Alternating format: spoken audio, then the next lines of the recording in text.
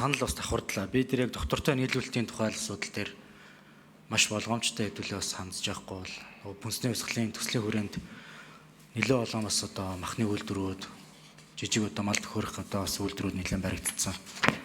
Тэгээ гол одоо бас экспортын гэрээ юмнуудаа хийгээд ингээ явж явахын цаг хугацаанд нь санаатай санаанд бас янз янзын байдлаар бас бид нар хязгаарлагатай холбогдолтой асуудлуудыг яриад эхлэхээр бас жоох асуудал бас болохоор байна шүү. Тэгээ энэ тал дээр ер нь маш боломжтой бас одоо хандхан зөв шүү гэдэг энэ байр суурийг бас илэрхийлье гэсэн ийм саналтай бас байсан юм аа.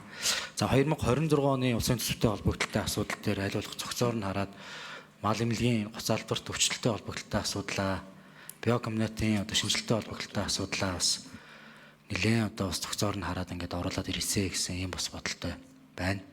За тэгээд энэ чиглэлээр одоо шаардлагатай ажлын хэсэг, наривчлсан ажиллах, байнгын орооноос бас тодорхой дэмжлэг юмнууд авах юмнууд байвал ингээм хамтран ажиллая гэсэн юм бодолтой байна. За бүгдээр нь хятад ард улсад бас болох энэ одоо бас сайдын одоо айлчлалыг маш өндөр ач холбогдол өгж цаашдаа одоо ерөнхийдөө бидний гол худалдаа авахч бас байх учраас энэ дээр тодорхой бас үр дүнгууд гарсан ийм бас ажилт болоосоо гэсэн юм бодолтой байна.